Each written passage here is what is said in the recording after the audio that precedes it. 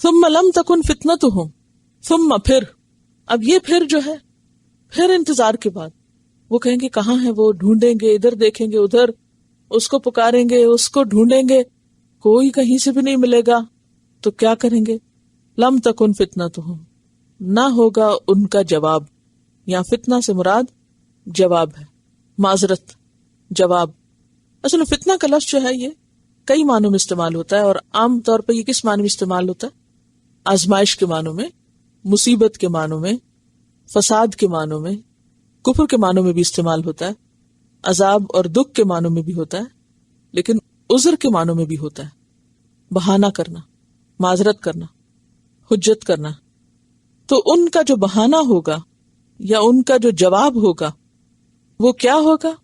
الا ان قالوا، مگر یہ کہ وہ کہیں گے، واللہ، قسم اللہ کی، ربنا، جو رب ہے ہمارا، ما کننا مشرکین، ہم تو شرک ہی نہیں کرتے تھے، ہم تو شرک کرنے والے تھے ہی نہیں. یعنی ان کا جو جواب جھوٹ پر مبنی ہوگا تو اس جھوٹے جواب کو فتنہ کہا جائے گا. صرف جواب نہیں بلکہ جھوٹا جواب. اس جواب کو جھوٹا کیوں کہا گیا؟ وہ دنیا میں تو شرک کر رہے تھے اور وہاں جا کے کہیں گے ہم تو شرک نہیں کرتے تھے. تو یہ ان کی محض خوش فہمی اور خوش خیالی ہوگی کہ وہ جھوٹ سے اللہ تعالیٰ کو منا لیں گے. جیسے دنیا میں وہ جھوٹ کے عادی تھے، وہ وہاں بھی جھوٹ سے کام لینا چاہیں گے، اس سوال جواب میں بھی جھوٹ بول کر بچنا چاہیں گے.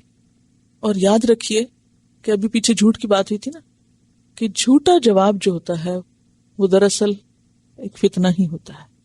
ٹھیک ہے، جھوٹا جواب ایک فتنہ ہوتا ہے، یعنی انسان کے لیے فتنہ بن جاتا ہے نا، مصیبت بن جاتا ہے.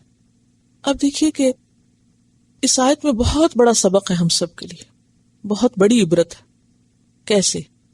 مثلاً آپ دیکھیے کہ بعض اوقات انسان دنیا میں اپنے عقائد کے معاملے میں دھوکے کا شکار ہوتا ہے. اس کے عقائد سچائی، حق اور صدق کی بجائے جھوٹ یا باطل پر مبنی ہوتے ہیں. مثلاً باطل پر مبنی عقیدہ کیا ہوتا ہے؟ جیسے شرک. یہ مشکل بات کر رہی ہوں، سمجھ آ رہی؟ اسی طرح دین کے معاملے میں بعض اوقات ہم باطل خیالات کا شکار ہوتے ہیں، چیزوں کو اس طرح دیکھتے ہیں یا سمجھتے ہیں جس طرح وہ ہوتی نہیں ہے، اصل ان کی وہ نہیں ہوتی، حقیقت وہ نہیں ہوتی. لیکن ہم حقیقت کا سامنا نہیں کرنا چاہتے، حقیقت قبول نہیں کرنا چاہتے. لہذا جب بھی ہمیں قرآن کا کوئی حکم بتاتا ہے یا سامنے آتا ہے تو ہم فوراً کیا کرتے ہیں؟ جھٹلا دیتے ہیں اور کہتے ہیں نہیں تمہیں صحیح سمجھ نہیں آئی، اصل بات تو یوں ہے. اور کون سی بات نکالتے ہیں اس میں سے؟ اپنی مرضی کی، جو اپنے فیور میں جاتی. کیا یہ انسان کے لیے فتنہ نہیں ہے؟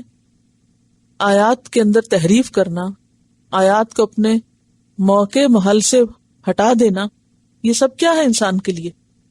فتنہ. یعنی اس سے بڑی آزمائش انسان کی کیا ہو سکتی ہے کہ وہ جس چیز کو جس طرح دیکھ رہا ہے وہ ویسی ہے ہی کوئی نہیں. کیا یہ آزمائش میں پڑنا نہیں ہے کہ ایک چیز کو آپ کچھ سمجھ رہے ہیں لیکن حقیقت میں وہ کچھ اور ہے؟ مثلاً بہت سے لوگ کیا سمجھتے ہیں کہ مرنے کے بعد کوئی حساب کتاب نہیں، کوئی زندگی نہیں، کوئی قیامت نہیں، کوئی قبر کا عذاب نہیں، کوئی دوبارہ جی اٹھنا نہیں. یہ ہے نا لوگوں کے خیالات یا نہیں؟ اور وہ اس پر بڑے مطمئن بھی ہیں، راضی ہیں، خوش ہیں. کیا ایسے لوگ فتنے میں نہیں پڑے ہوئے؟ امتحان نہیں ہے ان کا، یہ ان کے اوپر یہ آزمائش نہیں ہے؟ کیونکہ جو ہی ان کی آنکھیں بند ہوں گی تو وہ تو ایسی ایسی حقیقتیں دیکھیں گے کہ جن کا کبھی انہوں نے سوچا بھی نہ تھا. اب آپ خود سوچے، ایک شخص اگر یہ سوچ کے مر رہا ہے کہ مجھے دوبارہ کوئی نہیں اٹھنا اور اسے اٹھا دیا جائے تو کیا حال ہوگا اس کا؟ یہ چیز اس کے لیے کیا ہوگی؟ فتنہ، آزمائش. تو یہاں یہی معنی ہے فتنہ کا، یہ جھوٹا جواب.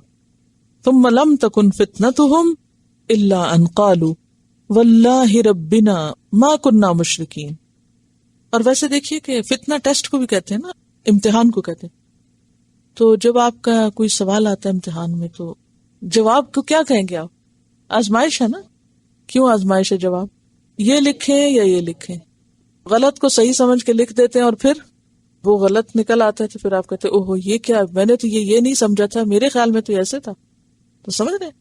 یعنی کسی بھی سوال کا جو جواب ہوتا ہے وہ انسان کا ٹیسٹ ہوتا ہے، ایک امتحان ہوتا ہے اور اس امتحان میں جو کچھ وہ سوچ رہا ہے جواب وہ ٹھیک ہے تو پناہ ہے، اور اگر غلط ہے تو کوئی پناہ نہیں. تو یہی وجہ ہے کہ قیامت کے دن ان کا یہ جواب اور ان کی یہ جھوٹی قسم اور اتنے اوور کانفیڈنٹ ہو کے یہ کہنا کہ قسم اللہ کی جو ہمارا رب ہے ہم شرک کرتے ہی نہیں تھے، یہ تو ہمارے اوپر ایسے الزام ہے، یہ سب باتیں ان کو فائدہ نہ دیں گی. دنیا میں بھی کئی دفعہ ایسا ہوتا ہے نا کہ آپ ایک کام کر چکے ہوتے ہیں، مثلا بچے نے کوئی کام کیا غلط، آپ اس سے فوراً پوچھتے ہیں یہ تم نے کیا، تو کیا جواب ہوتا ہے اس کا؟ ایک فوری ری ایکشن ہوتا ہے، نہیں میں نے تو نہیں کیا. حالانکہ جب وہ آہستہ سے آرام سے پھر سوچتے تو کہتے کیا تو میں نہیں تھا. تو یہ جواب اس کا غلط کیا بنے گا؟ اب اس کے لیے فتنہ نہیں بنے گا، اس کا اعتماد کھویا جائے گا اور کتنے آگے مسائل اس سے ہوں گے. سوچنے کی بات تو یہ ہے کہ انسان کی حماقت آپ دیکھیں، دنیا میں بھی ہم جب جھوٹ بولتے ہیں تو بھول جاتے ہیں کہ وہ دیکھ رہا ہے.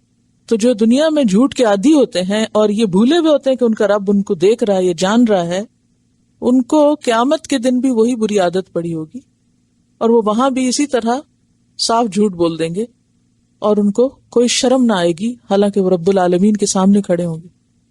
کیونکہ ایک جھوٹ جو ہے وہ کئی جھوٹوں کو جنم دیتا ہے.